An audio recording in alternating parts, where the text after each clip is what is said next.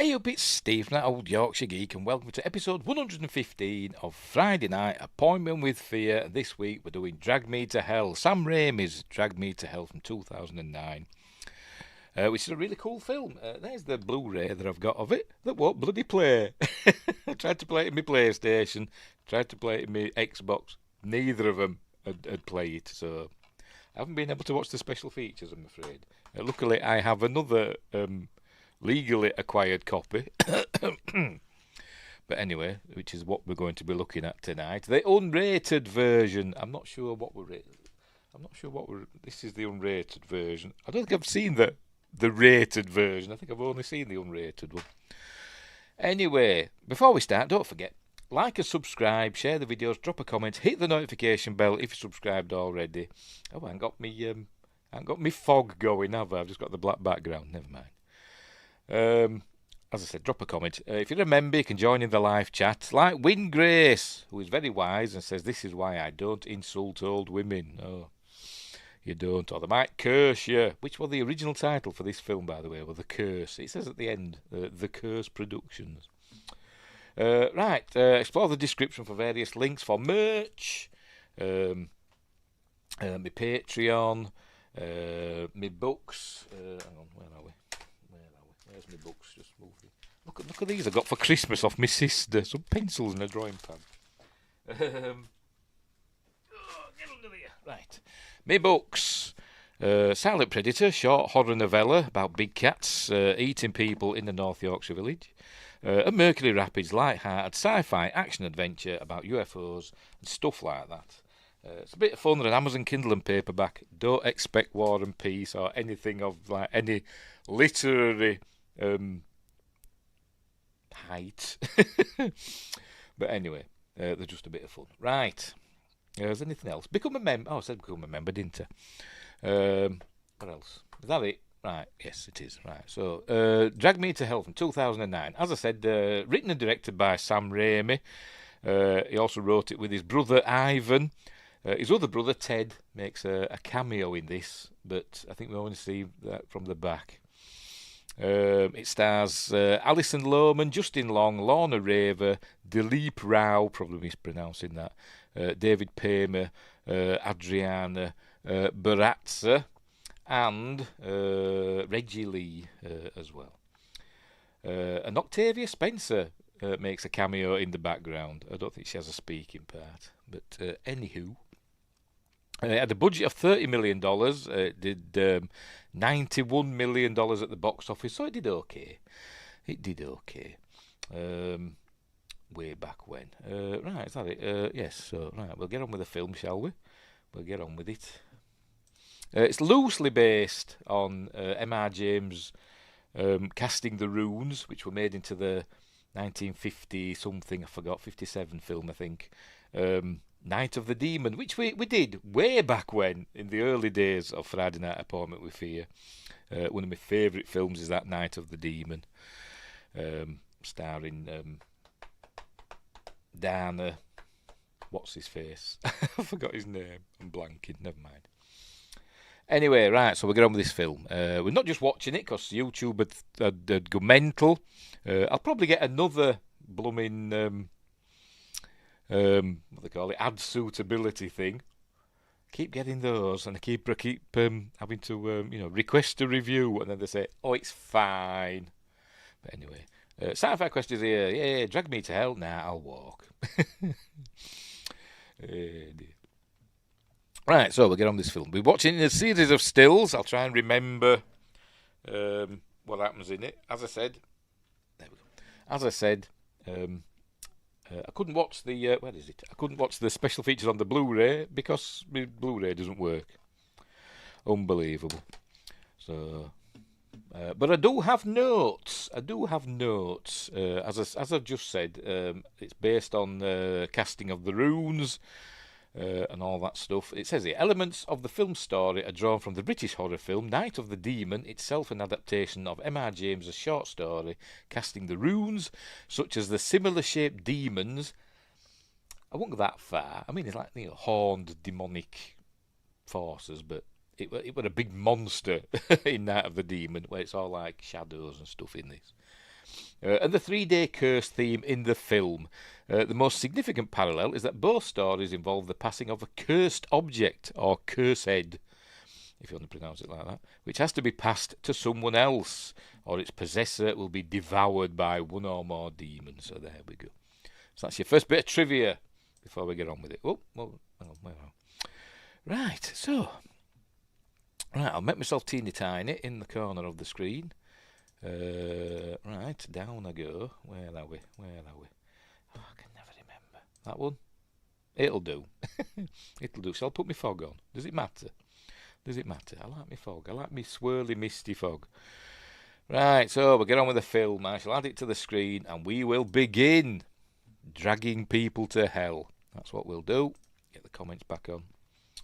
Right, off we jolly well go. Have I muted it? No, I haven't.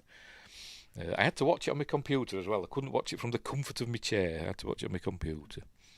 Right, here we go. Is it coming? Is it starting? Yes, there it goes. My favourite logo. He decided to go with the old Universal logo, did Sam Raimi, because I think it harkened back to his days when he started making movies back in the late 70s, early 80s. And he decided to use my favourite studio logo. I don't know why. I just love it. I just think it's cool. Let's have a look. Is Australia all misshapen? No, we're not seeing Australia, are we? No, we're not seeing Australia. Remember that one time? It's not. Oh no, that's the Indian Ocean, isn't it? That one time we saw it. I can't remember what film it was. And Australia were all a weird shape. But anyway. But then again, Africa doesn't look that good there either, does it? I mean, what's going on? Who did this globe? Anyway. Right, off we go. Right, we begin, he says, in Pasadena. Where are we? There we go. Pasadena, California in 1969. So it's 40 years before the film takes place. This woman that lives here, I've forgotten the name already because I'm an idiot. Sean Sandina's house. She must be well off because it's a big house, isn't it? But in real life, it's Mount St Mary's College, the Doheny Mansion in Los Angeles. It's filmed entirely in Los Angeles, by the way, on locations and at the Fox Studios. Yes, all in LA. Right, so we begin there. Right, somebody's visiting. They're pulling up in a pickup truck. Some kid, and the demons are after him. And Sean, I forgot her name already. Sean, what's the face? It's just some sort of spiritual, shaman or something like that. But there we go. He thinks something's coming for him. He says he speaks in Spanish. So he says, right, bring him in. Oh, and we also learn he stole a necklace from a gypsy. So he's got a curse on him. There we go. They're showing her there. Look. So bring him in, and then we see from his point of view, this is him looking up. He can see all these demonic, shadowy hands all grasping like that. Look, it's going to get got. Lots of shadowy things in this film, but it's really cool. Actually, sometimes it reminds me more of a Stephen Sommers film than a Sam Raimi film. Stephen Sommers who did The Mummy in 1999, and other stuff. It reminds me more of that than the Sam Raimi film. Apart from the eyeballs coming out, that's very Sam Raimi. We'll get to that. Anyway, suddenly all hell breaks loose. He gets thrown across this room and he ends up falling. Like that. He's fine, don't worry, but not for much longer. They'll say, don't worry, we're coming to get you. And then all the floor breaks open. As I said, very Stephen Sommersy rather than Sam Raimi, especially this shadow that we're going to see in a minute. Right, so anyway, there we go. That's hell, by the way. Apparently when you're dragged to hell, the ground just opens up, pulls you down, and then closes up after. But here we go, he's getting dragged down. And then we go, this is the shadow. We see this shadow struggling, look, he's reaching up. And up it goes, look, we're following this shadow. But he's gone. She's failed him as Sean, what's her face? Isn't that a man's name? Sean Sandanas. Never mind. She might think she's... never mind. I forgot the bloody name. Michael Thingamabob of Star Trek. Anyway. So, there we go. Ooh, and then it just suddenly goes to, drag me to hell. Just, look, the bloody title comes on, bang, drag me to hell, like that. And I wonder if he just wanted that and then cut to the film. But I wonder if the producers or whatever, I know he's the producer, but it's like Robert Tapert and other producers, said, no, we need an opening credits. Because then it goes, let's say that comes out, and then it just goes to the credits. And I wonder if he originally wanted, after these credits, it just is like just a hard cut to, the LA skyline and all that. But anyway. I didn't know Alec Baldwin was in this film. See, they've got me there. I've no idea what you're on about. Drag of me in hell. You're both confusing me now. Anyway. Right, so here comes the credits. By the way, in these credits, we essentially see what's going to happen in the film. Pretty much. Demons and stuff. Let's say hands grasping. All that stuff. Flies. What else we're going to see? I think that's supposed to be a representation of nightmares, I think. Oh, and actually being dragged to hell. Hang on. There's another one as well that shows... there we go. Somebody being attacked by a handkerchief. I was wondering what this represented. Because before tonight, I think I'd only seen this film once the whole way through. You kept talking about following the shadow. Oh, right, okay. I think I've seen that film once as well. And if you ask me who starred in The Shadow, I wouldn't have been able to tell you. So I'm guessing it was Alec Baldwin. With his funny nose. He's got like a fake nose, hasn't he, in it? Anyway. I forgot what I was saying now. Yes. Somebody being attacked by a handkerchief. And I thought, what does this represent? And later on in the film, Alison Lohman, Christine Brown, she's called, gets attacked by a handkerchief. So there you go. That's a demon dragging somebody off. Right, so written by the way, it's written by Sam Raimi and Ivan Raimi. They wrote it way back in the 90s, and it took them 10 years to finally get it made. Not because it were hard to do, it was just they were doing other things at the time. Anyway, then here we go. Hard cut. Directed by Sam Raimi. There we go. Hard cut to Los Angeles. And I think he just wanted to do that. I think he wanted the title, bang, drag me to hell, and then hard cut to LA. I bet they talked him into doing some opening titles.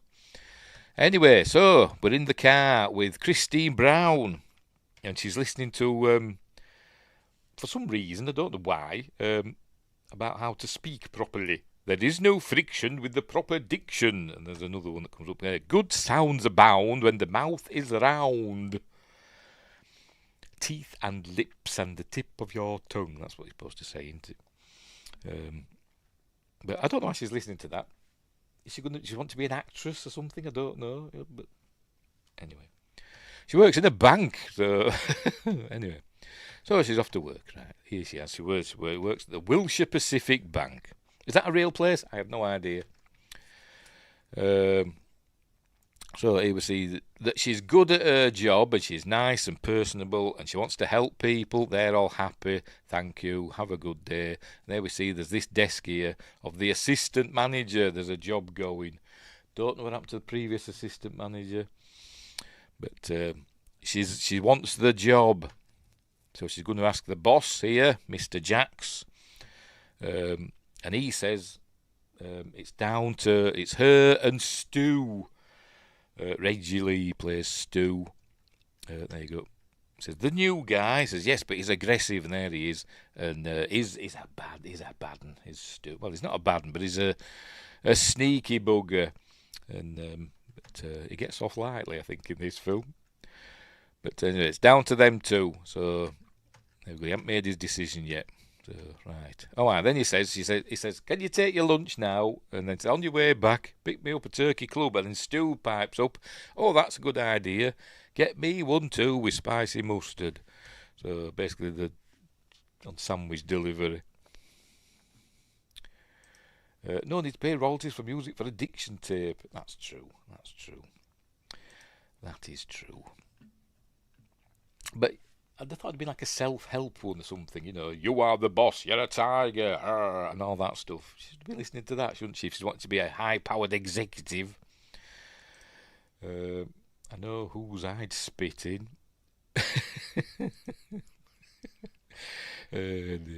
Yes, Stu's. We don't know if she spits in it.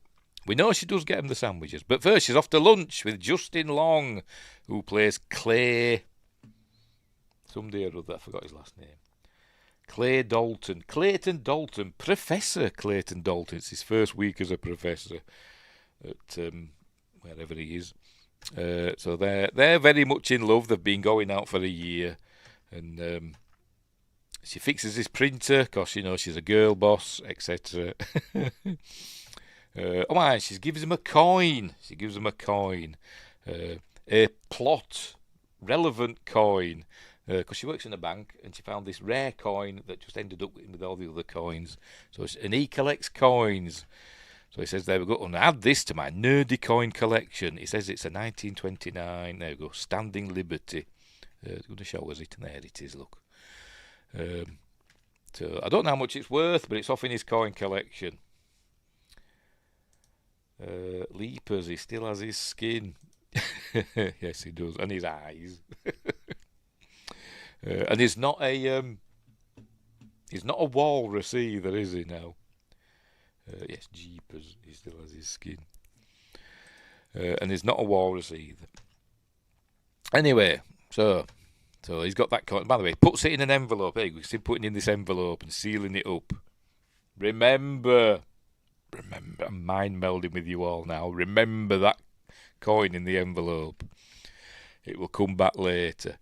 Right, so as he goes, his phone rings, and he must have it on speakerphone, and it's his mother, and he's saying, oh, yeah, we're coming home for dinner, I'm bringing Christine, and she's like saying, oh, Christine, the girl who used to live on the farm and all that. She's not impressed with Christine because she's from humble beginnings. I think they're quite a wealthy family because they've got a maid and everything like that. But there we can see she knows she's not good enough for him. Obviously, his mother thinks she's not good enough for him. But anyway, off she goes. Back to work, having a coffee. And Stu saying, I said no, you've got my order wrong. I said no mayo. And obviously, we know he didn't. He just said spicy mustard. But anyway.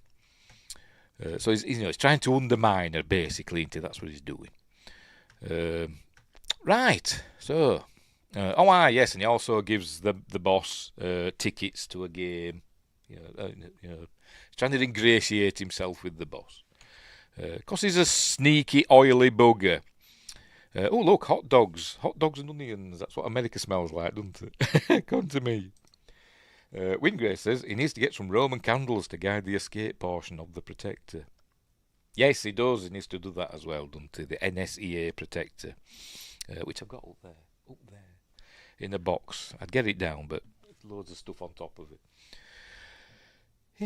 Dear. He also needs to avert disaster when terrorists try to take over the world banking system and all that stuff. What do they call it now? A fire sale, don't they, in Die Hard 4? Right. So that's enough of Justin Long and his career. But, right, so, stapler. Showing us that because she must take a stapler home every night. Is the thieves in the office? I don't know, but it's showing the stapler, and then it's showing somebody wrapping their fingers like that, with it's got wooden fingernails. That's what I'm trying to say. But what's going on here? But this is Sylvia. What am I saying? I can't bloody remember it. Sylvia Ganesh, played by Lorna Raver, who apparently is an Oscar-nominated actress. Don't ask me what for. Also, her manager, David Paymer, is also Oscar-nominated. And in this film, in the background, you'll see... I forgot the name already. Octavia Spencer, who won an Oscar, didn't she? But... hang on. She should have gone to the boss. Promote me or I quit. Then she probably they'd call her bluff, wouldn't they? Anyway, I just got to protect an Enterprise B Hallmark ornament on post-Christmas clearance. Cool. I hope we're going to see that in a video on your channel. I hope. Anyway, right, so this is Sylvia Ganesh. There we go. We see there she is. We learn that she's been evicted from her home. Oh, pardon me. Of 30 years, because the bank's foreclosing on it. They've given her 2 extensions previously, but she's fallen behind with the payments. So she's like, saying, help me. We see that she's not well. There's a lot of slaver and, mucus in this film. Every time something bad happens, not every time, but a lot of the times when something bad happens to Christine, she ends up with something icky in the mouth. Anyway, so she's saying, the bank's foreclosing, and she's saying, can you help me? So she tries. She says, I will go ask the boss. So she goes to the manager. There we go. And he basically says, it's up to you, love. If you want the assistant manager's job, essentially saying that you've got to make the big decisions. He'd said that to her earlier. So she's saying, right, okay, I will handle it. And as she's doing that, we're seeing that Mrs. Ganesh, she's taking her teeth out and sucking on boiled sweets that were on the desk. And she also steals them. She tips them into her bag. I had that problem last time I had flu. Lots of mucus. Dear. They're cool. I love that word though, mucus. It's a great word, isn't it? It's nearly as good as smegma. I can't believe there's a fridge. There's a type of fridge freezer called smeg, isn't there? But Red Dwarf. Anyway, right. So she says, right, I'll go sort it out. So she says goes back to Mrs. I forgot already what her bloody name is. Ganush. I keep thinking Ganesh, the elephant, Indian elephant god. Don't know why I'm doing that, but I keep thinking of that Ganesh. She goes back to her and she says, I'm sorry, there's nothing we can do. So she ends up begging, so she says, I've never begged for anything. By the way, she's got a thick Hungarian accent, it turns out, and she actually curses her in Hungarian. She says some Hungarian words. So if you know Hungarian, you'll be able to know what she's saying. Apparently she's saying words like biatch and who and all that stuff. Anyway, so she's begging down on her knees, and then she's freaking out. She says, call security. No, she says, oh, you've shamed me. So she curses her now. In a minute. There you go. Curse you. And they throw her out. And this is where we see Sam Raimi's car. There it is. The Oldsmobile from Evil Dead and loads of his other films. But that's when it makes its appearance here. With the registration 99951. Which, I don't know if this is true, but if you turn it upside down, it says is 666, doesn't it? So I don't know if that's true or whatever, I don't know, but if that were the intention, I have no idea. But not as fun as thinking about Katesh. Again, I've said something and I've forgotten what I've said. I'm hopeless. Oh dear. I need what they call it, a stenographer next to me, typing out everything I've said so I can look back. Oh dear. Because I say things and I forget instantly what I've said. Anyway, right, so anyway, they've thrown her out, escorted her to her car, which handily she just parked right outside the door. But anyway, so he says, you handled that well. So that's plus points. There's Octavia Spencer there in the background. There she is, look. Don't know who she is. She's got nice hair, though. But there's Octavia Spencer. I've just noticed it looks like it's next to a headstone. I wonder if that's deliberate. Looks like a headstone, doesn't it, from a graveyard? Probably deliberate. Right, so the McPherson loan is a big thing. If she sorts out this what they call it account, it's a shoe-in. She's a shoe-in for the assistant manager's thing. So he says, can you finish this off overnight, at home, and then, the job's yours. It's like, oh, cool there, see, she's happy, look, yay, everything's going swimmingly. But the whole world is about to come crashing down. There you go. You're top of the list for the job. Yay, she's really happy. Look at her, lovely smile, bless her. Anyway, so she's heading back to her car. As I said, she's taking everything from her desk. It's like she's being fired, look. Are the thieves in that bank? Must be. But stapler and everything. Remember the stapler that we saw earlier? She walks back to her car. She sees, obviously it's skipping over. There we go. She sees Mrs. Ganish's car parked near her car in the parking garage. Anyway, she hears like the coughing of Mrs. Ganesh. We don't see her yet. And she gets in the car. She unlocks the car, gets in. All right, then we see this Mrs. Ganesh's handkerchief come fluttering around in a very, CG handkerchief style way. Again, more Stephen Summers than Sam Raimi, I would think, but I don't know. But here it comes. Get a jump scare, and it makes us jump. And it just flutters about, and then we see that she's sitting in the back of her car. How did she get in? Don't know, but she did. And she goes, "You shamed me." And then they start fighting in the car. And this way she gets the stapler, look. Luckily she had the stapler. Look, all the stuff there. Look, erasers, a thimble, CDs, I don't know what's on there, but, keys, etc. Why does she keep them locked in her desk? Don't know, but she takes them home with her. As I said, there must be thieves in that bank. There must be thieving buggers. Anyway, there you go. She picks up the stapler and gets her in the head a couple of times. For some reason, I thought of, I don't know why, I thought of Vivian from The Young Ones. Why she got her in the head? I don't know. It just popped in my head. And then she gets her in the eye. You ready? Gets her in the eye. Eyes stapled shut.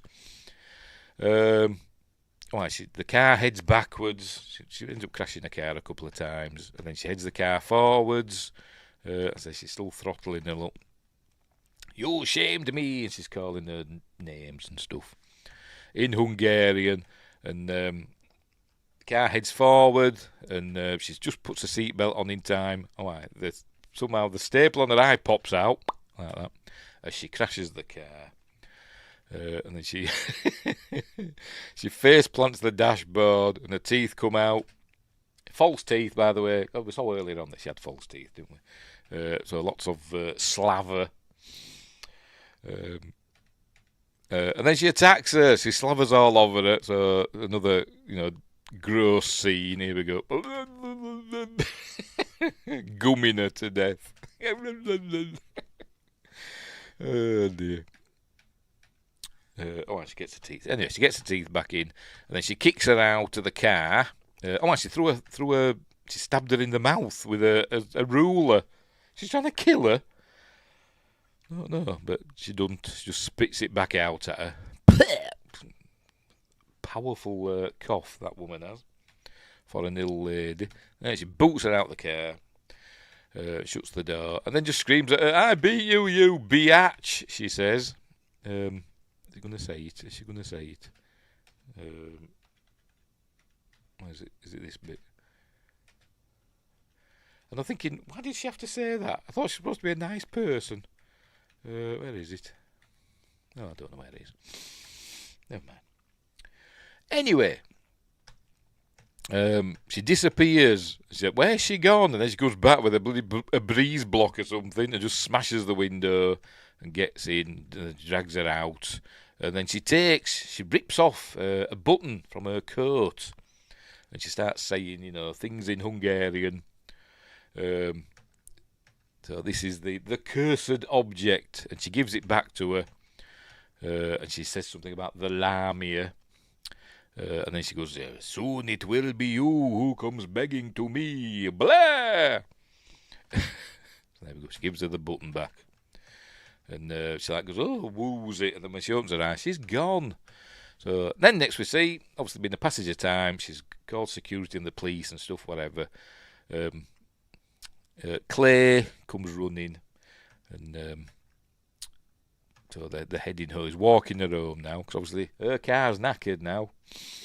They're walking home, and she's saying, "Oh, if I'd only done the right thing and just given another extension," and he's saying, like, "Your boss said." I don't know, he must have asked the boss, I don't know, but she'd already had 2 extensions, so, you did the right thing. If you don't pay your mortgage, you lose your house, as it says there. Anyway, then she keeps on, wind and stuff starts blowing about. She's thinking, "Oh, did you hear that?" She keeps hearing, like, whispers and weird noises and stuff. They just happen to stop outside. Was it going to show it?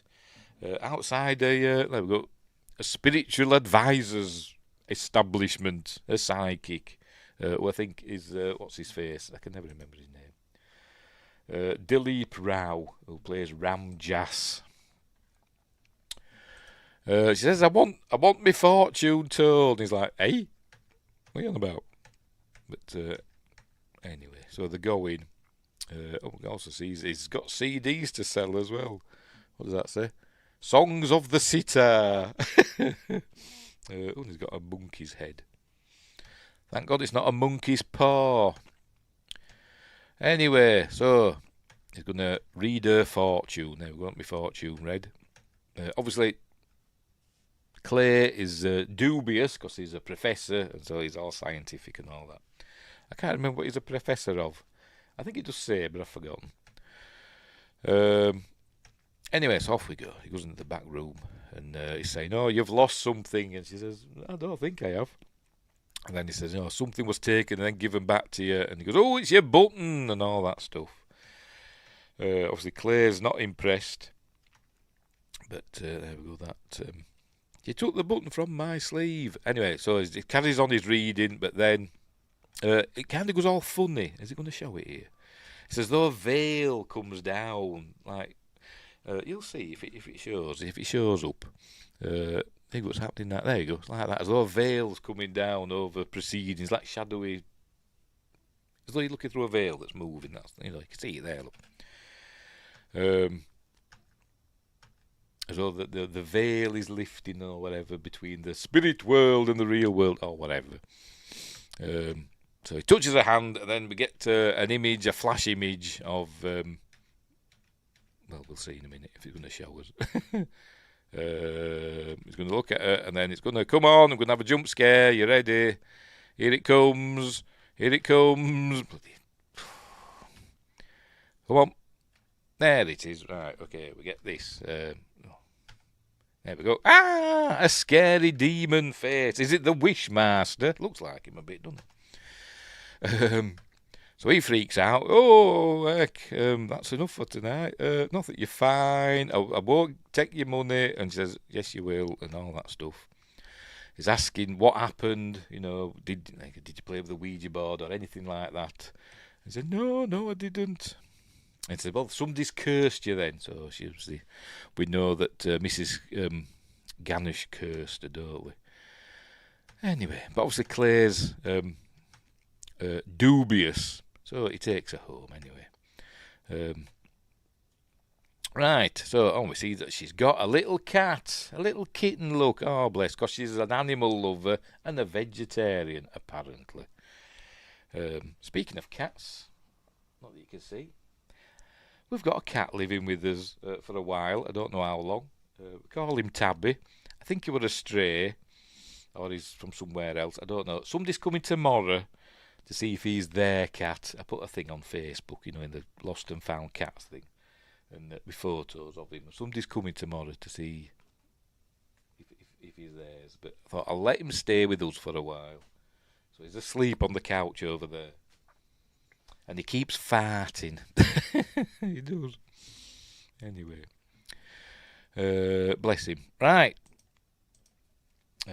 So he's saying, "Look, Kitty, take care of her." Right, so off he goes back to his place. You'd think he'd stay the night with her, wouldn't you? If they were that close. But he doesn't. After she's had this shock and all that stuff. But no. He buggers off. And she's on her Apple. Bit of product placement there on her Apple Mac. She's baking a cake. This cake is for... They're going to dinner at Clay's parents' house. So she's baking a cake. A harvest cake. So that's what she's doing there. She sees in the cookbook, there's a photo of her. There you go. Port Queen Fair 1995. You see that she was a portly young girl. They say in the film later on, saying, you were fat as a child. I thought, I wouldn't call that fat. It's just a bit of puppy fat, in it? But whatever. But she's not anymore. Right, so, look at poor Kitty's watching on, look. She hears a noise at the back door. And I think that's a microwave, isn't it? I'm sure it is. Keep seeing reflections in this microwave, and my eye kept being drawn to the microwave as though something were going to be following her in the reflection, but it ain't. But we do see things pass by the window. But I'll probably not show it. But there we go. See, somebody's at the door. And then we hear other noises and footsteps and creaking and groaning and stuff. And she's like, what's going on? Then she hears a noise outside. Hang on, have I seen it? There we go. And she, it's the gate that's creaking and banging. And then, look, stuff happens. And she goes running upstairs. We like footsteps and scary noises. And there we go. The pans are clattering in the kitchen. And and I think we see a shadow, a goat-shaped shadow. Here it comes. There's something coming. Look, something's coming to get her. We saw it in the opening credits. It said the 3 days of the curse. The first day is like wind and wispy stuff coming pestering you basically to scare you. The second day, it's more solidish stuff, things happen. And then the third day, the demon comes to take you. But now it's just the non incorporeal stuff in it that's coming to bother her and just scare the living daylights out of her. There we go. We're going to see it. There you go. There's the goat. Is it the goat of Mendes? Don't know. But anyway, it throws her across the kitchen here in a minute. There we go. Here it comes. Going to throw her across the kitchen. Bang! Bashes her head. And then it's gone, I think. Yes. And then she must have phoned him, so he's come back and got a bag of peas out of the freezer. And he calls the doctor to come and have a look at her. And she's saying, something attacked me. And he's thinking, somebody got in the house and attacked him, like a burglar or whatever. She's saying, no, there was nobody there. And he says, it was just dark. He didn't see him because he's being all rational and stuff. But anyway, here's the doctor. That's Ted Raimi. Actually, I think you can tell, can't you, from the side? That does look like Ted Raimi as the doctor. And so they're trying to rationalise it that after what happened at the bank with Mrs. Ganesh, Ganush, not Ganesh, she's not an elephant, Miss Ganush, that it's on her mind and making her imagine things or whatever. So anyway, so she feels all embarrassed about it. So anyway, so everything's going to be okay. And he does stay the night, look, this time, so he does the right thing. And then she has a nightmare. You see a fly flying about. Look, comes in through the window. What is it? I know it's California and it's nice and warm and stuff, but stop leaving your bloody windows open. You're asking for trouble. Thought you all had air conditioning. Anyway, this fly keeps flying about. Here it comes. There it is, look. And it goes up her nose and everywhere. It's disgusting. She must have a hollow head as well, because it goes walking around on her face. And it goes up her nostril in a minute. In it goes. Here just flown off. It's going to go up her nostril in a minute. There it goes, going up her nostril. And then it's all echoey. You hear it buzzing. It's all echoing. So she must have an empty head. Sorry, Alison, but that's how it sounds like. And it comes back out the other nostril. Is that possible? Yeah, it is possible, isn't it? Because you can, whatever. And then it goes in the mouth. And then we don't see it again till later. Because she wakes up coughing. But does she wake up? I don't know. But she wakes up. Apparently, And she lies back down. And we see that there's, he's there, there's Clay next to her. But when she lies back down, in a minute, it's Mrs. Ganush, whatever the hell she's called. And she gets her and spews loads of maggots onto her face and in her mouth and everything. So it's got quite disgusting. Not real maggots, don't worry. It's pasta, apparently. Coloured pasta. But, so she's freaking out. And then she wakes up. And he says, it was just a dream. Right, so he takes her back into work. And apparently they've left a rental car, while her car's getting mended. They've left her a rental car. So anyway, right, so she's in work now, getting ready to get on with it. She's supposed to be teaching Stu. Remember, he's the new guy, even though, and he's up for the assistant manager's job, but she's to teach him about the loan procedures or something like that. So she starts teaching him. And then he starts drumming his fingers, but then she's seeing Mrs. Ganush's manky fingernails and that ring. And she says, get your pig knuckles off my desk. I think it's this way. She says, what are you on about pig knuckles? This is it, isn't it? There you go. Get your filthy pig knuckle off my desk. I'm like, well, where did that come from? And he thought that as well. Anyway, her phone rings then, and then there we go. And she starts having a nosebleed. And it gets worse because Mr. Jack says, oh, look, you've got something coming out of your nose. And then suddenly it just starts spraying out, coming out everywhere. Oh, dear. And they're like, oh, my God, stop it. And so she says, oh, I am sorry. And she goes, she just leaves, I'm going, and just leaves all this blood and everything everywhere. And he's like, did it get in my mouth? And then they just say, it's just a nosebleed. Somebody says that. And I thought, that wasn't just a nosebleed. It says it somewhere. Somebody says it. There you go. It's just a nosebleed. That wasn't just a nosebleed, was it? But anyway. That was a bit more. Anyway, let's make sure we're still going. I don't think Rumble's working, by the way. Is it? Is it going to come on? Oh, yes, it is. Yes, it is. It is working. It is working. So, by the way, we're live on YouTube, we're live on Rumble, and we're live on Twitch. I forgot to mention that earlier, didn't I? So, anyway, so she leaves. Alright, and we see that Stu, there we go, picks up the files for that big, important contract thing, whatever they call it. Account. He picks that up and sneaks off with it because he's a sneaky bugger. Right, so Christine has obviously got herself cleaned up and she's heading to the house of Mrs. Ganush. There we see Sam Raimi's car, or is it Asher's car? Whatever, it's Sam Raimi's car. You see the thing 99951 is 666 because it's disabled, got a disabled thing on.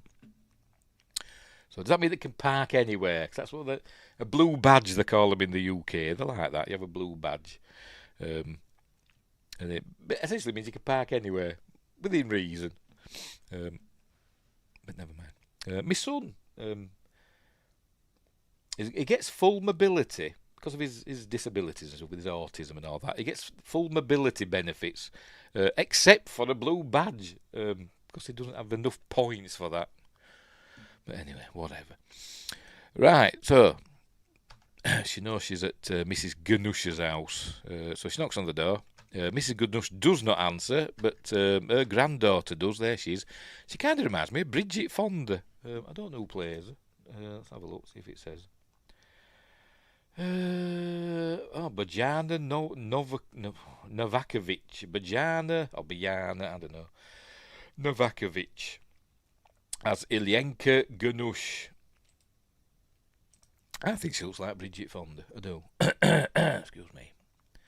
I'm just looking to see if she's been in anything else. Hello, are you going to come on? Oh, well, bloody door then. Suit yourself. Anywho, they said, oh yes, my grandma, she's speaking in the Hungarian accent as well, said that you would call. Yeah, you're the woman from the bank who took her house. It's no, it was the bank that took her house, not me. I tried to help her. Blah blah blah. Stop lying. And but she says, I want to say sorry and all that.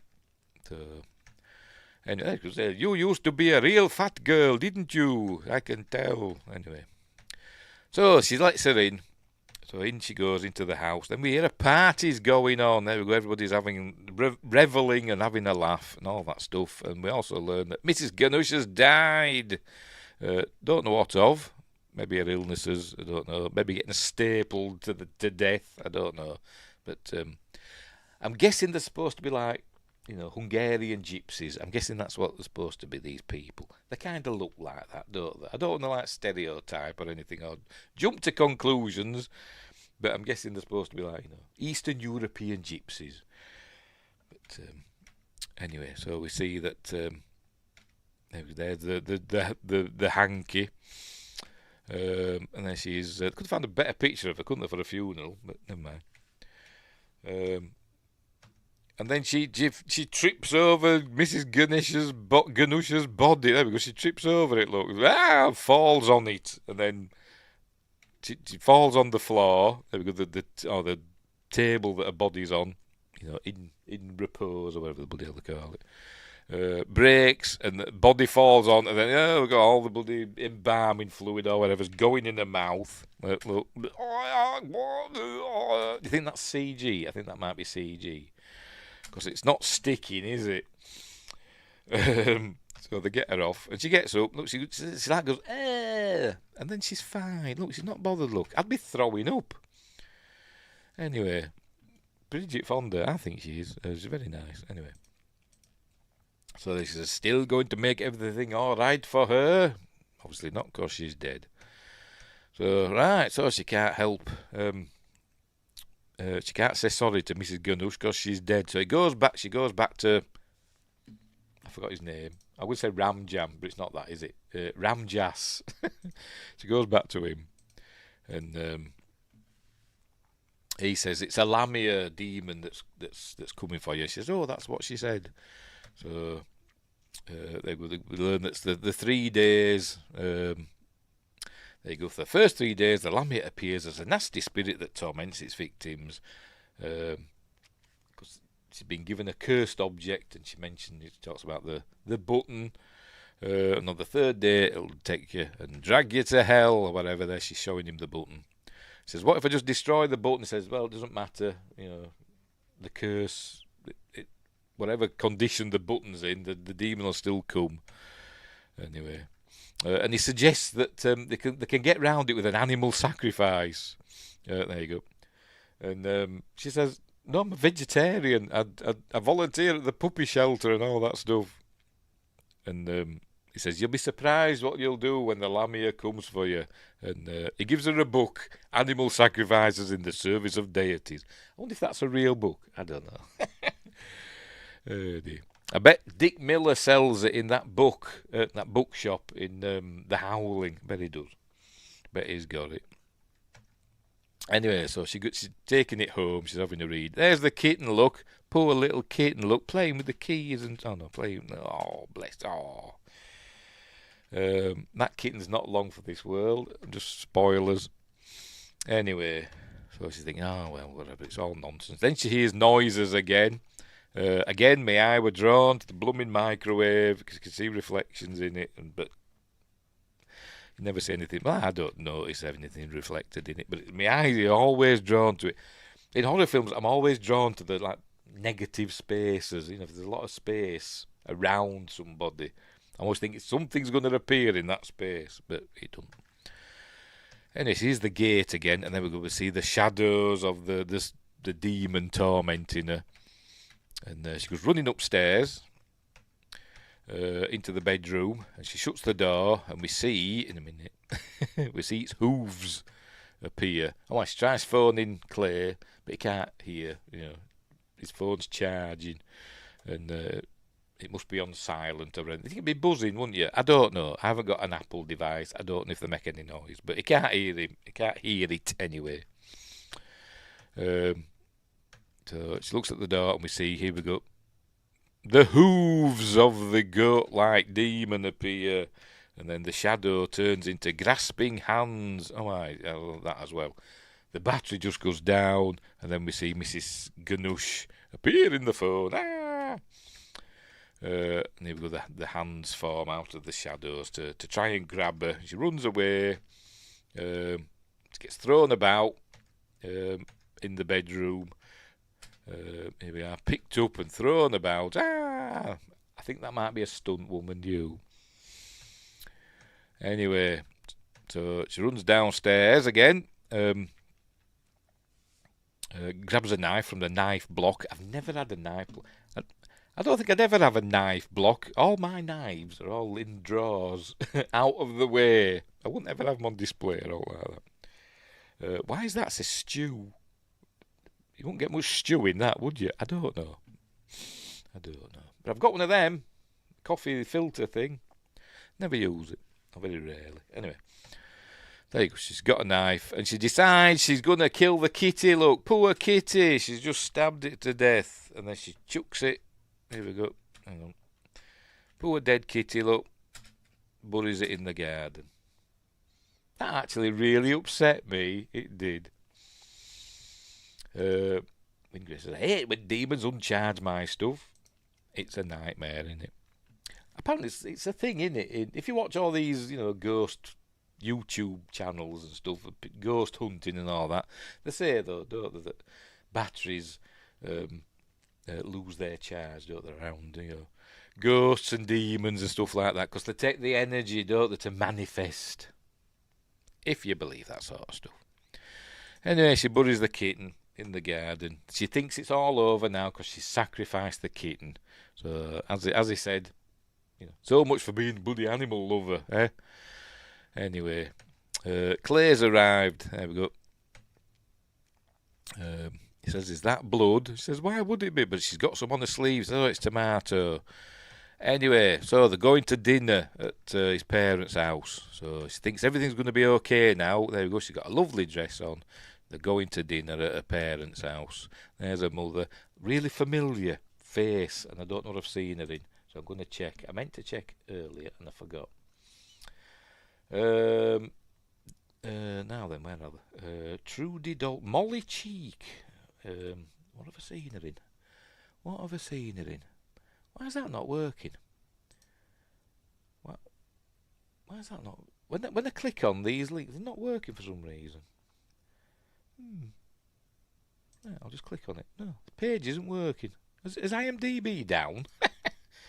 They're not working any of the pages. Right, I will type it into Google. Molly Cheek. American actress. Right, what's she been in? Is it her? Yes, it is her, yeah. She's in the Gary Shandling show. She's in the series Harry and the Hendersons, which I've not seen. I've seen the film. Lots of TV, basically. American Pie, American Pie 2, American Wedding, Spider-Man 2. She was in that. That might be where I know her from. TV, what's she done on TV? Lots of stuff. T.J. Hooker. I'm seems to be in Star Trek. That's what I'm doing. No, she hasn't been in Star Trek. Yeah, been in lots of stuff, so I've probably seen her in something. Womanifest. Yes, I said manifest. Something I remembered. Yes. Themifest. Anyway, so they've arrived at his parents' house. So they come in. She's there with her cake. Remember the harvest cake that she baked? There you go. They've got a maid look, so they're obviously quite well off. Obviously, she's not impressed. She says, is it this cake? He says, is it homemade? Yes, it's called a harvest cake. He says, like you'd make on a farm. There's yeah, whatever. The cat hisses at her. And says, it's usually so nice, doesn't normally do that. And she says, that's okay, I had a cat, I understand. And then he says, don't you mean you have a cat? Unless something's happened. And she goes, oh, whatever. You know what cats are like. They come and they go. Anyway, so they're sitting down to dinner, being waited on, look. Anyway, it turns out that his mum starts liking her because she's honest. She talks about her mum. Her dad's died, and her mum essentially become alcoholic. You know, she tells her this. Not just she doesn't blurt it out, but she tells her. She said, "All right, fair enough." And I admire your honesty. So she starts liking her then, and they start getting on, and they're all laughing, and then they're going to have this cake that she's made. I'm guessing this is after dinner. They've finished their dinner and they're having the dessert. They're having her harvest cake. That's what she's telling them about. Her mum was a alcoholic. A alcoholic. Anyway, so there we go. They're getting on now. And here comes the cake. And then she starts hearing noises. But I didn't hear anything. But she does hear noises from behind the door. They're enjoying the cake. But then it starts moving for her. And an eyeball appears in it. Here it comes. There we go. It's supposed to be Mrs. Ganish's, isn't it? Because you can see. There you go. It's like her manky eye. So she stabs the eyeball. Obviously, they don't see this, and when she looks again, it's gone. You know, it's fine. But she's talking away. She's not really listening, and but anyway, she starts eating the cake, and then she starts coughing. And then a fly comes out of her mouth. There we go. There it is. Look, the fly. She coughs that fly up. Remember the fly that went into her mouth when she was asleep? Out it comes. And so that puts them off. And then she starts hearing a noise. There you go. And she's like, starts screaming. She screams at the door, leave me alone. And she says, I think I'd better go. So they don't like her anymore. They think she's mental. So anyway. So she heads to Ramjass's and says, you're rubbish. I killed a cat and nothing's happened. And he says, well, demons, they're fickle. I'll take you to a woman who may be able to help. And it turns out it's, what's her face? From the beginning. Sean Thingamabob. Hang on, I've forgotten again. Sean Sandina's. I'll take you to her, but she charges $10,000. That's why she's got a nice big house, you see. Anyway, so you'll need it by tomorrow. So that's what he's saying to her here. You need $10,000 by tomorrow. There you go. So she goes to work, makes herself look nice. She's got some attractive clothes on. There you go. She's going to see the boss. She's going to ask him about, because she thinks, because of this account that she's closing, or she thinks she is, that she's got the job of the assistant manager, so she's going to ask for an advance on that. So she's going to basically ask for $10,000, basically. It's a bank. Why don't she ask for a loan? Why don't she do her own loan, fill out all the forms, and say, yes, I will give a loan to me. But she doesn't. But then we learn it's all gone wrong, and it's gone. The company have gone. The people that were doing this loan have gone to another bank. So there you go. McPherson. There we go. It was cancelled last night. They've gone over to the First National. So it doesn't look good for her or him. So he's gonna give Stu the job of assistant manager. She tried saying, by the way, that she had a family member that were ill. So it says maybe you should take the day off and sort out your family. So she goes home and she's basically going to sell pretty much all of her stuff, jewellery and electronics and all that stuff. She even goes out to the shed where she's got a massive anvil hanging for some reason, which we'll see in a minute. But there we go. She's putting drills and all that stuff in. But then Mrs. Ganish appears out of nowhere and starts attacking her. And she shoves her arm in her mouth, thusly. that goes way up to the elbow nearly.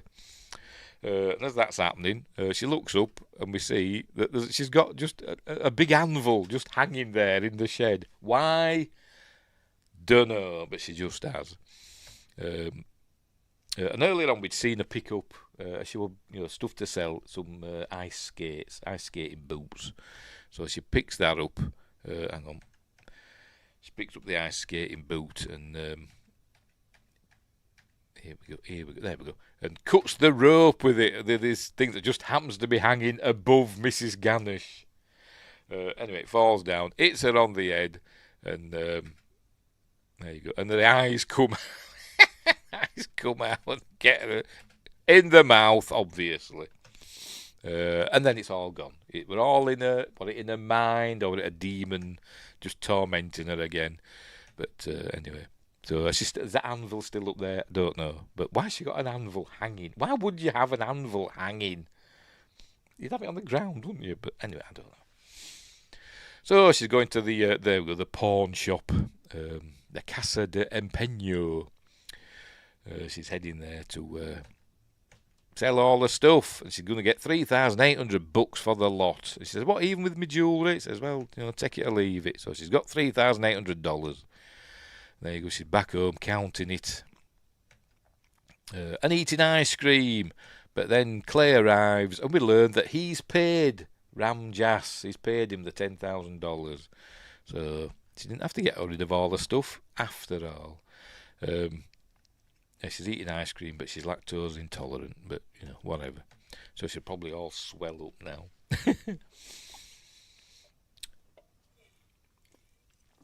There we go. He's paid him, so he's going to take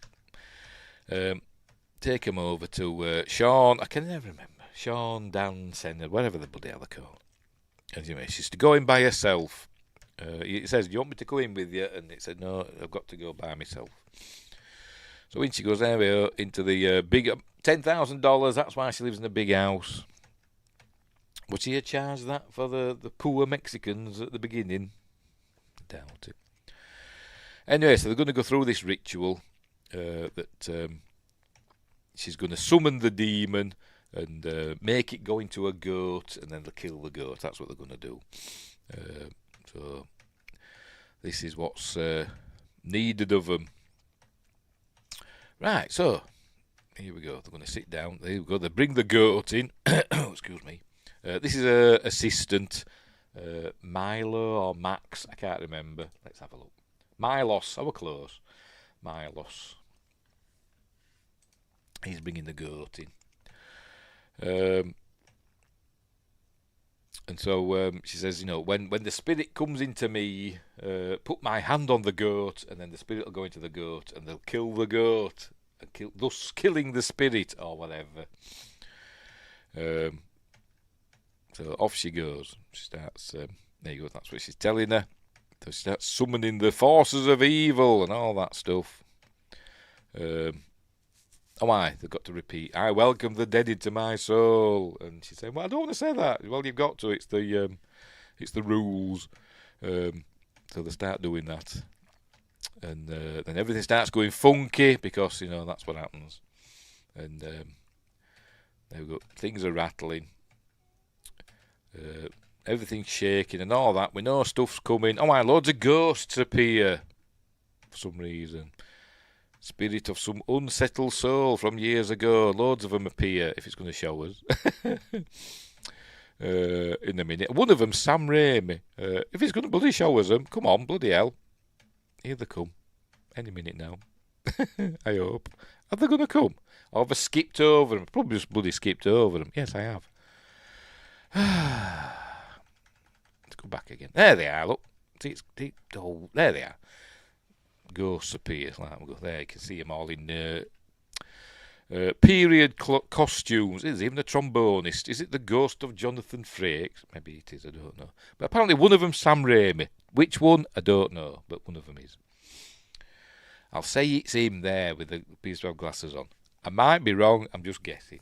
It could be him with a trombone for all I know. I've always wanted a trombone. Not that I'll be able to play it, but I've always wanted one. Just so I can go. I've always wanted a unicycle as well. I want to play trombone while riding a unicycle. I used to have them in my Amazon wish list. Anyway, right, so she casts those ghosts away or whatever. And then the demon comes into her. Here it comes. Are you ready? There you go. Right, so there we go. Lamia has gone into whatever she's Sean, whatever the hell she's called. Right, so starts mocking her, saying horrible stuff. There we go. I desire the soul of Christine Brown in a gruff voice, I think. Does it? The soul of Christine Brown. There you go. Scary stuff, innit? Scary. There you go. I'll feast upon it as she festers in the grave. Steady on, love.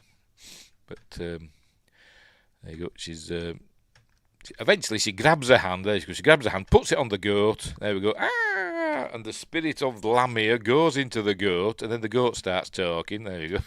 And he says, "Milos, kill the goat." And the goat's saying that, calling her names. But then before he can strike the goat, it bites Milos. And he gets possessed. So the Lamia goes into him. This reminds me of Evil Dead, does this? Where he's doing that, floating about, giving it all that. Reminds me of Evil Dead. What happens to, not Linda, the other one. Cheryl. What happens to Cheryl at the beginning where she's floating about? So he's having fun and games and floating about and dancing and stuff. Like that.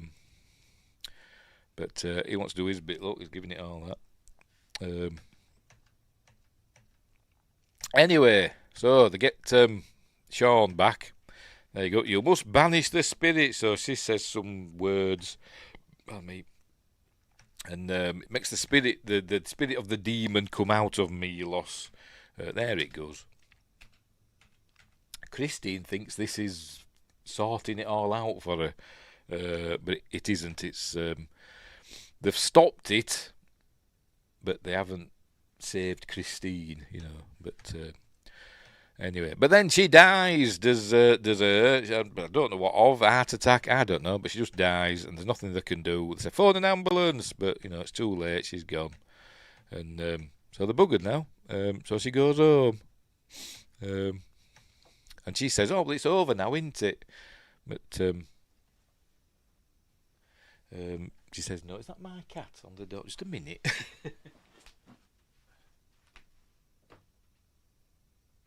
It is. Go on, you.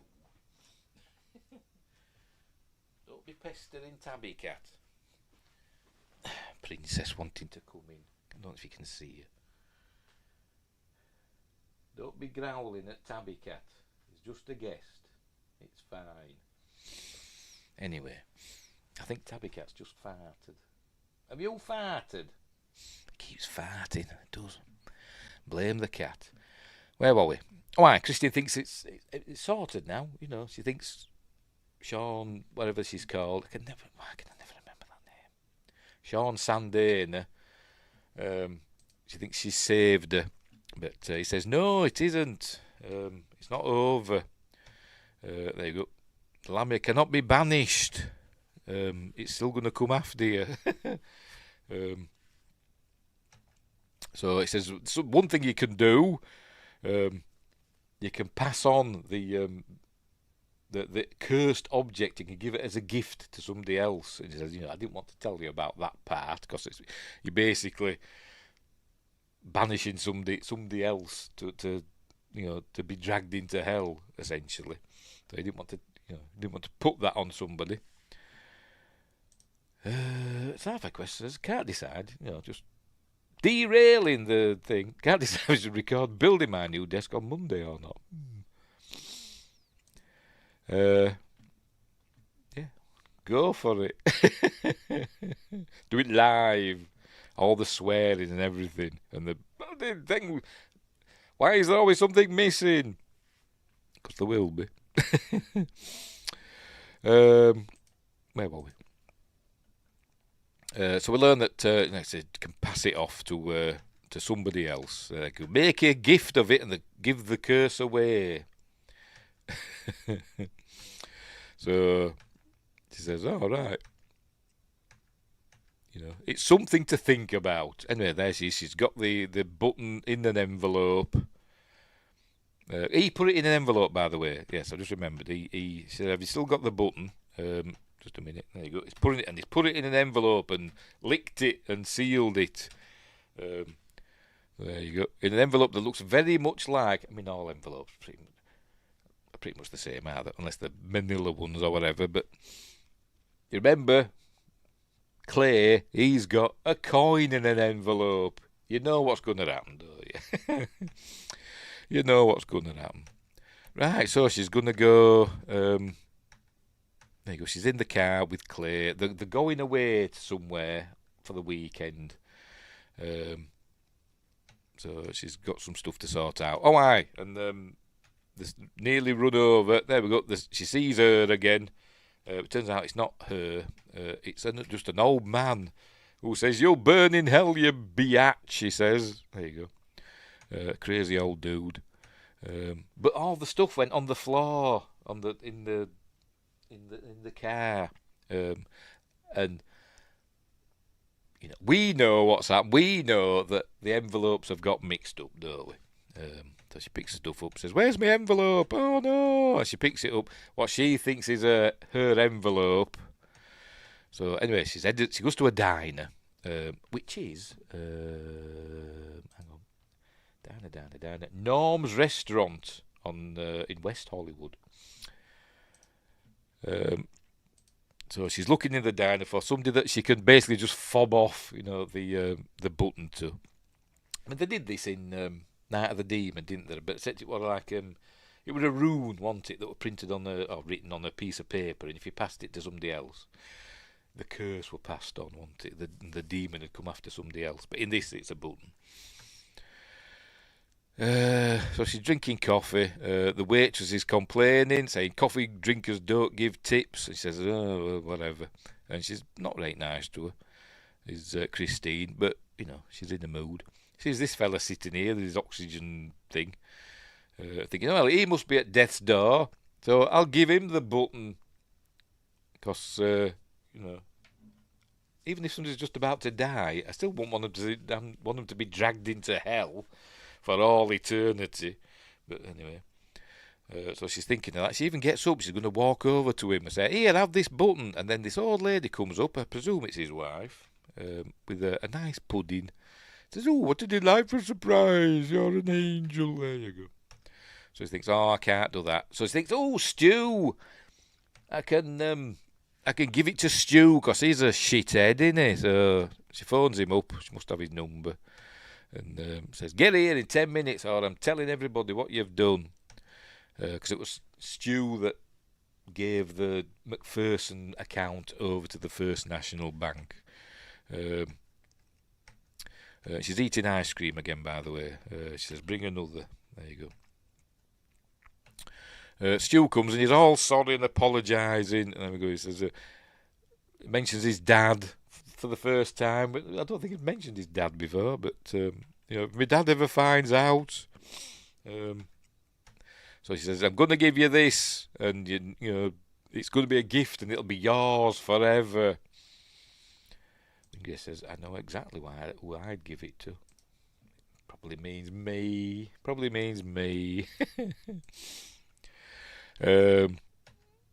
She said, "You'd be the owner." And then he's all crying and stuff, and she thinks, "Oh, I'm not giving it. It's just go. Never mind."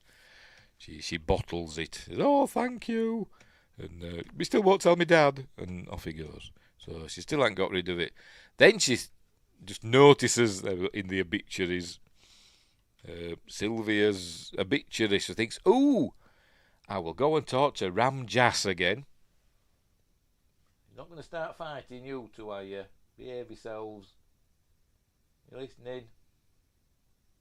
Watching you?" Sorry, the cats are looking at each other. "Be good." So, Sylvia, she goes to see Ramjas and says, he's got him looking in his literature. Yes, you can. So, yes, they are gypsies. you can give dead gypsies gifts, blessings upon the dead. So he says, right, I'm going to give it to her. I'm not just going to offer it as a gift on the grave. I'm going to shove it down her throat, she says. So she heads out she's heading towards the cemetery. Good job she wasn't cremated, isn't it? She's heading towards the cemetery. But then she gets attacked by the handkerchief. There we go, the handkerchief of destruction. And it gets inside the car, look, and starts attacking her in the car. Here it comes. You ready? I think it's on her face. Hang on, where is it? There we go. Ah, it's on her face. And she slams on the brakes and gets. This is where it goes in her mouth. There we go, in her mouth. Look, like we saw in that picture in the opening credits. Anyway, she pulls it out. Everything's in her mouth in this film, isn't it? She rips it up. And luckily enough, she just happens to be there you go, right outside the cemetery. Pardon me. The spooky California cemetery with loads of palm trees. But anyway, in she goes, and that's just like a painting, isn't it? A painting of a cemetery. But anyway, in she goes. There you go. She's digging a hole. Why is it really, really easy for people in films to dig really deep holes in no time at all with a spade or a shovel or whatever? It'd take me weeks to dig a hole like that. But anyway. So she opens up the coffin and there she is, all not looking well. Her eyes got better, it seems. Maybe it's just the light. And she shoves the button in the envelope. Remember, she thinks it's the button in the envelope. And there you go. What does she say? I'm giving it back to you. She shoves it. Oh, she's trying to put it in her hand. That's it. And I think she ends up shoving it in the throat, down the throat, I think. The body sits up and all that. With maggots on. Anyway. She forces her mouth open with the shovel and shoves it in her mouth. And it's filling up with water, reminiscent of Poltergeist, innit? The swimming pool scene. Got my eye on you too, are you fine? Yeah, cats are fine. There you go, it's filling up with water, which is, there you go, so she thinks that's done. But it's filling up really quickly all of a sudden. There you go, hang on. And the water in the pool, it's in my notes, hang on. Where have I put it? Where is it? The mud in the cemetery scene is made out of methyl cellulose and Oreo cookie dye. So that's what's in the water in the pool. By the way, I forgot to mention this earlier on. Christine, who we know now is played by Alison Lohman, on IMDb it says Elliot Page was cast as Christine, but dropped out to star in Whip It 2009. Obviously, back then, Elliot Page was Ellen Page. But anyway, stop rewriting history. IMDb should have said Ellen Page, because that's what they were called then. Anyway, South Africa, she does have a pretty mouth. Anyway, so Pete's sake, there we go. So she's struggling in this grave that's filling up with cookie dough, essentially. And then this big headstone, or this big cross, falls down and bangs her on the head, doing like that. So you think, oh no, she's going to drown. But then she just comes out of the water. There we go. Ah! And she gets out of the water. And she looks completely different. Is this Alison Lohman? I don't know. Or is it? It must be. But she looks like... I forgot bloody name now. Tiffany Stratton from WWE. I think she does. Anyway, it's Tiffy time. It's a wrestler. But it does a dissolve into her in the shower. There we go. She looks totally different, doesn't she, from there to there. Her mouth's even a different shape. So, I don't know what's playing. I don't know what they're playing. Anyway, so there we go. So she's in the shower. We have a dissolve to her in the shower. She thinks it's all sorted and everything's lovely. She's going to was it going away, Santa Barbara or something, I don't know. She's going away for the weekend with Claire, and then suddenly her phone rings while she's in the shower, the answering machine comes on, and it says manager Jim Jacks, and he's saying that Stu went round to his house and confessed everything, that he went over to, stole the account, the McPherson account, went over to First National and confessed everything. So she's got the job on Monday morning. Yay, everything's rosy. And she's going around clicking her heels and all this stuff. And everything's lovely. We're all lovely, you know, orange light, and everything's cool, and it's sunny, and she's heading out, and everything's lovely. She's going to the train station. Here we are to meet Claire. Why aren't they going in the car? They're going on the train. Don't know why, but they just are. And she sees this nice coat, this nice jacket coat, whatever you're going to call it. She decides she wants to buy it. I don't know why. It's got no relevance whatsoever. Apart from she says, "Do you like my new coat?" Yes, I do. But anyway, so she buys that. There you go. She said, "No, my boyfriend and I are taking this really special trip this morning, and I want to buy this coat." We can see that he's going to propose to her. Look, he's got a ring ready. And they was off for a romantic weekend. There she is. Oh, look. All right. And now she says, "It were all my fault.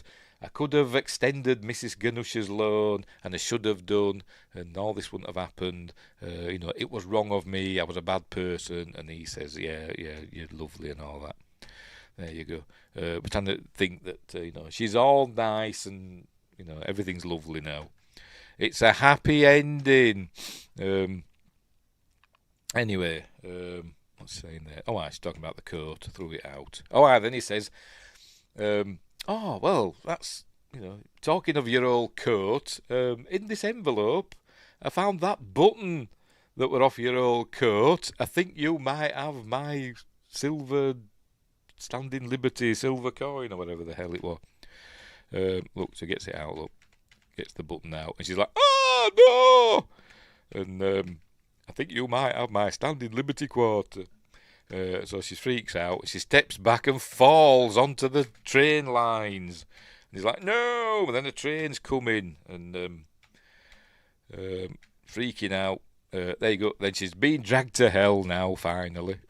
There go, the hands come up, start dragging her to hell. Just as the train goes over her. But he's seeing all this, is Claire. There goes watching as she's dragged to hell. There we go. What you up to, you princess? As she's being dragged to hell. There we go. And her face goes all weird and funky at the end. Look. Help me, please. As she goes down.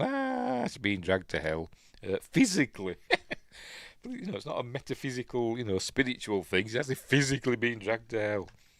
There we go. And then we just see poor Clay with the button in his hand, sobbing. There we go. And thinking, what have I just seen?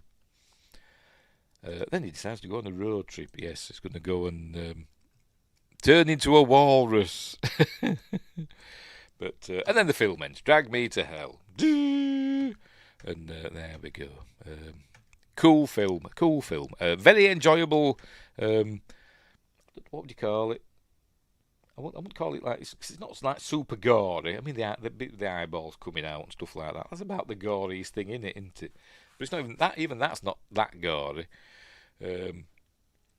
So you know, this was the unrated version, but it's not particularly nasty or anything like that, is it? To be honest, but the worst bit was you were killing a kitten. It didn't show it, but that was the worst bit. But anyway, there she goes. Look. There she goes down to hell. Bless her. But doesn't have a happy ending. It was asked Sam Raimi if they're ever going to do a sequel. And he says, nah. It's a one and done. So there we go. So yes, it's a good film. But I can't recommend the Blu-ray because mine doesn't work anymore. In March 2023, Raimi announced that his production company Ghost House Pictures is working on a story for the sequel. Oh, that's not what it said. That's not what I read. Where is it now? I've seen it somewhere. I've seen it somewhere that it said it were a one and done. Where is it? Where is it?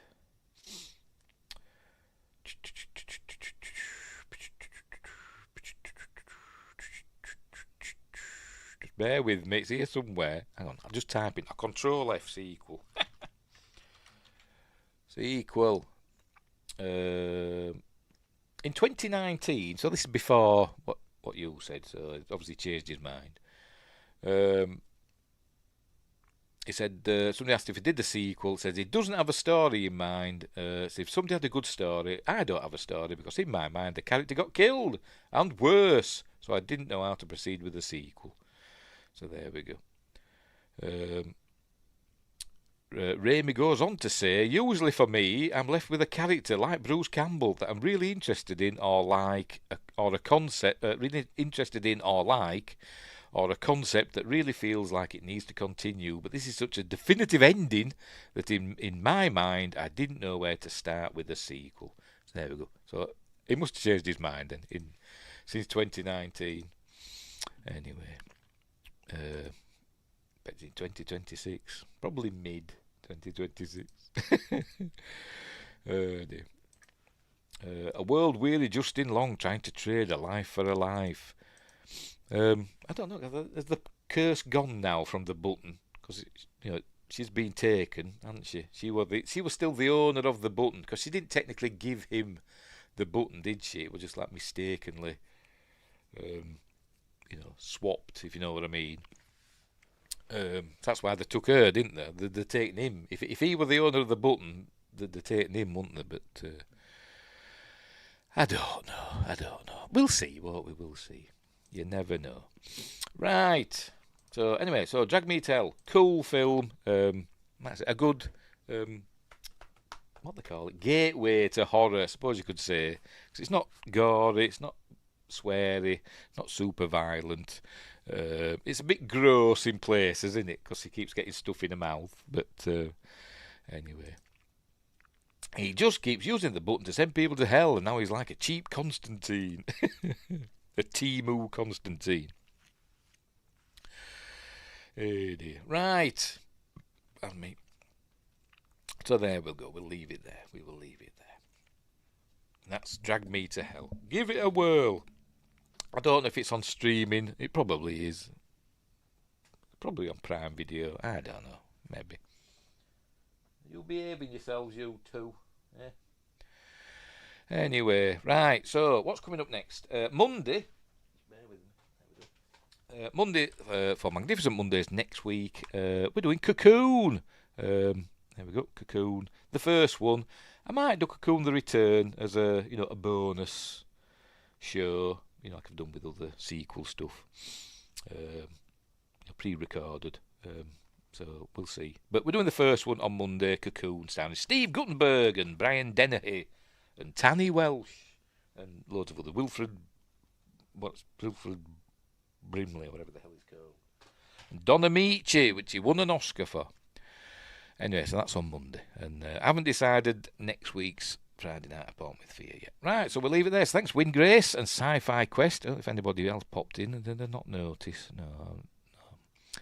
So we'll leave it there. We will leave it there for this week. So, it's on Netflix. Oh, there we go. On Netflix, at least in the UK, I suppose. It's on Netflix. Speaking of Netflix, I've been watching Lost in Space. I finally got around to carrying on watching it. I watched the first season. Lots a long time ago when it first came out, and so I forgot about the rest of it, and I watched season 2 this week, and I thought it was amazing. I thought it was really good. So now I'm on season 3, but I've got to watch season 3 of Star Trek: The Next Generation, but I'm getting there for next week. Oh, coming to Netflix. All right, fair enough. Wingate says I've got to treasure care. Yes, you do. Treasure care for all it's worth. Treasure it. Right, so we'll leave it there. So, yes, take care. Look after each other. Don't have nightmares. And until next time, I'll say the...